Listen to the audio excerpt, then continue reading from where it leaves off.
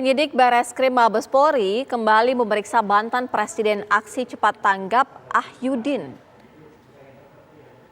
Selain Ahyudin, Bareskrim juga memanggil Presiden ACT Ibnu Hajar, manajer operasional dan staf keuangan atas dugaan kasus penyelewengan dana donasi masyarakat yang dikelola lembaga tersebut. Pemeriksaan lanjutan terhadap Presiden dan mantan Presiden ACT untuk menggali keterangan keduanya atas tudingan pemberian berbagai fasilitas mewah yang diterima.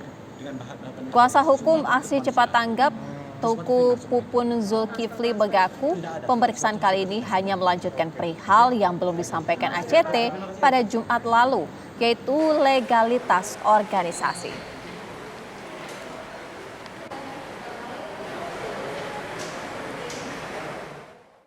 Bawa dokumen keuangan yang kemarin diminta, Pak? Sementara ini kita belum masuk ke arah sana, tapi nanti kita akan untuk apa lebih tuntas ya. Gitu. Tapi insya Allah habis ini kita akan ketemu kita. Jadi Pak ini datangnya berapa ke sini? Baru dengan saya, cuman kita beda pintu. Masuknya lewat mana, Pak? Dari depan. Jadi yang dibawa ke pemeriksaan hari ini Masih seputar dengan ACT. Tapi nanti kita lihat ke depannya masih ada tahapan. Bagaimana jalannya pemeriksaan mantan Presiden dan Presiden ACT saat ini? Ada rekan kami Akhir Nasution yang saat ini berada di Bareskrim Polri. Akhir Nasution, bagaimana dengan informasi terbaru mengenai pemeriksaan yang telah dilakukan saat ini?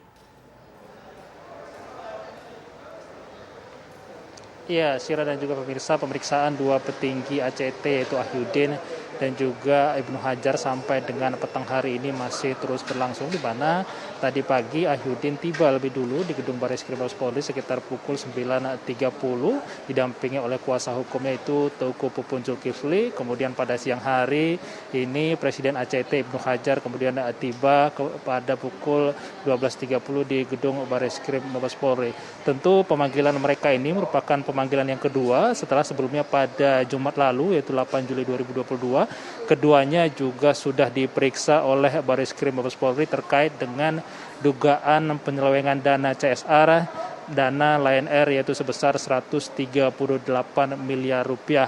Adapun mengenai materi pemeriksaan yang akan ditanyakan oleh penyidik Direktorat Tindak Pidana Ekonomi Khusus Bareskrim Mabes Polri, menurut keterangan dari kuasa hukum mengatakan bahwa ini melanjutkan pemeriksaan pada Jumat yang lalu, yaitu terkait dengan legalitas, tugas dan fungsi ACT sebagai yayasan, dan belum memeriksakan ataupun bertanya soal bagaimana kemudian ACT mengelola dana dan menyalurkan dana yang dikumpulkan selama ini. Dan memang selain dari dua orang tersebut rencananya juga dipanggil dua orang lainnya yaitu manajer operasional dan juga manajer keuangan dari ACT untuk memberikan keterangan di hadapan penyidik. Dan memang ini sampai dengan petang hari ini masih terus berlangsung, di mana ACT menurut dari penyidik Direktorat Tindak Pidana Ekonomi Khusus ini diduga terjadi penyelewengan dana terkait dengan dana bantuan sosial ataupun dana CSR dari Lion Air, di mana ACT ini dipilih sebagai yayasan yang menyalurkan dana CSR tersebut. Namun ada penyelewengan di mana dana tersebut digunakan untuk kepentingan pribadi dan juga operasional dari ACT. Nah, itulah kemudian materi saat ini, di mana jika mungkin ataupun ancaman yang mungkin dikenakan kepada dua orang ini adalah ancaman pidana paling lama 20 tahun dan denda 10 miliar rupiah. Memang kasus ini masih sampai dalam tahap penyelidikan, di mana ada 3 pasal yang saat ini didalami oleh penyidik, yaitu pasal tentang Undang-Undang ITE, kemudian juga tindak pidana yayasan dan juga tindak pidana pencucian uang.